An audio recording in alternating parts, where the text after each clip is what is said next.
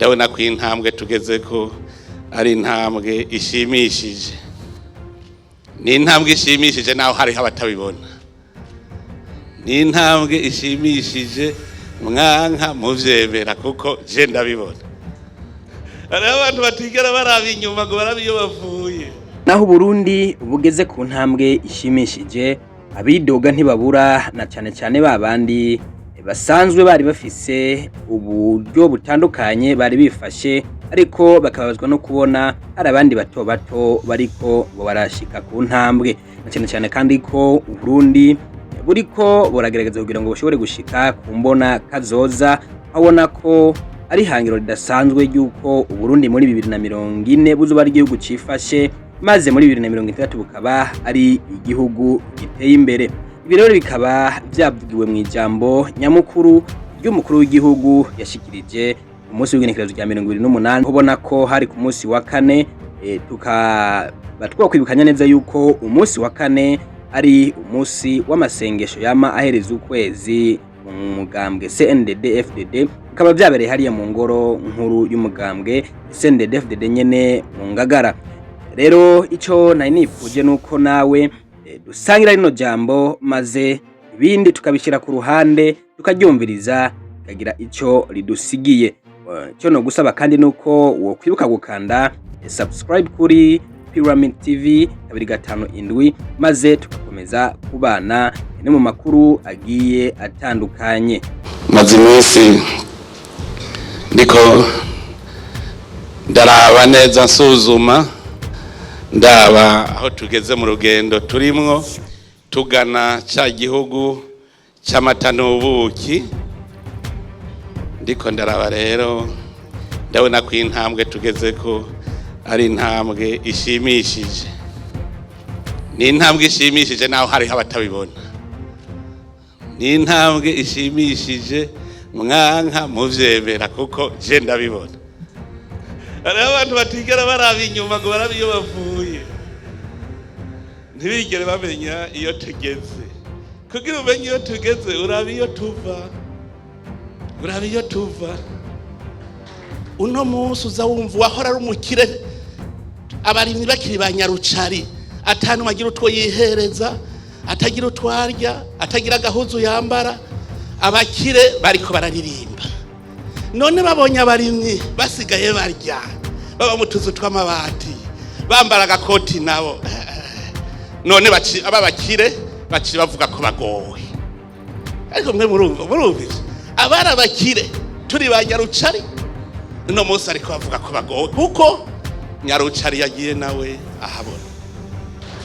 Urumva ubu ko bicaranye n'abakire, abakire baciye barira ko bagowe. Ko baja mu kabare kunywa kayeri bakazabona na wa undi yitwa nyarucaranywa kayeri, baciye bavuga ko bagowe. Ivyo rero jewe wanje n'umusomyi wa Bibiliya nzi vy'Imana ivuga, cyavuga nti Imana warakoze. Irakura ku caro ukaduga, abandi nibashake bagira inzigo. Naho bazokwidoga gute mugabe ntibazabandukize, kuko hajya mwokurikira mwibuka ingene Musa vyamugendeye. Bamwatsa inyama kabisa atayamana.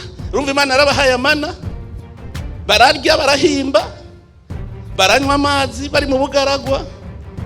Mugabo ngo duha inyama rero nazo. Musarara bati yemwe, ati naho byanakagenderere bagiye basaba ico ntazopfa ndose. Gushika naho ahaririza Imana ati naho zana iki, aba bantu ibihumbi amajana woshobora kuronka inyama zibakwira.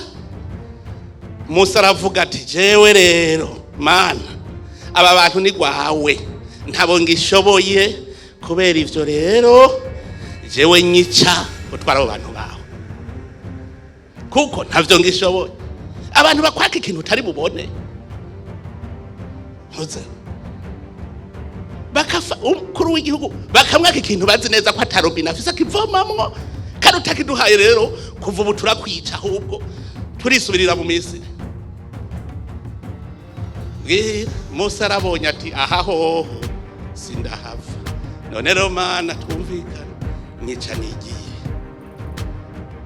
umusore umva yaratevye igihe ari bagira imana mugaragira ndabaremesha jewe ndazi imana yacu ntabwo bafise kuko imana yadukuye hahandi n'ubu nihiri kandi iraturinda n'ubu iraturinda kandi urugendo rurabandanya iduha imvura iduha inkomezi iduha morale aya tutaba twemera imana ntimugihe tuba dufise morale bagabo uravye abo bari banezerewe imyidogo bafise uravye abo bitwa bakiri imyidogo bafise wowe tukoma kutemera imana. Akaba kandi yashigikiye inyigisho z'umukozi w'Imana avuga ko atawuba umurongozi Imana itabishatse. Nta muntu numwe ashobora kuja imbere y'abandi Imana itabishatse. Ntuzuvuge ngo umushinga amateka ngo umushikiranganje ngo Imana itabishatse ntibikunda. None ni kubera kuno musi uca wigira kanyariga mukabona jewe ubu hariho uwari yarase guterera kubaka ishuri aca riterera ngo bashire ku mariste mu migambwe batahora basorora uno musi baca basorora ntibikunda. Ivyakugenewe uko bigenda kose urose naho bitari gwawe mwana wa mama sha ukaronka ibitari gwawe ndakubwije ukuri ntibizokwerera. Ni babandi aca heza manda atabona urumva ico yagiye kurondera akakibura manda iheze hariho ugenda agiye ngo ngiye kurondera ubuzima bazompemba hanyuma manda akazabonera heza atamahera agira. None ntibibaho ntavyo murabona rora kanura amaso manda iheze hajya mu buzima ko kubera iki hajya yagiye kurondera bitari gwiwe. Unkundire kandi rero ndagushimire kuba wabanye natwe maze nawe ugire icyo ukuyemwo. Nizere yuko iri jambo ryagufashije kandi hari byinshi ryakwigishije maze bizotuma kumbure muri kazoza hari ibindi nawe ugira iki ushobora no gukosora mu byo ukora canke kugira ngo dukomeze gukora nk'abarundi maze igihugu cyacu gikomeze gutera imbere. Ndagushimira ariko ndagusabe kandi kwibuka gukanda subscribe utarayikora kugira ngo dukomeze kuza turabana mu makuru agiye atandukanye maze dukomeze no gushigikirana kugira ngo dushike kuri ya mbono kazoza y'u Burundi bwifashe muri 2040 n'u Burundi buteye imbere mu mwaka wa 2026. Iyi ni Pyramid TV 257 turabashimiye.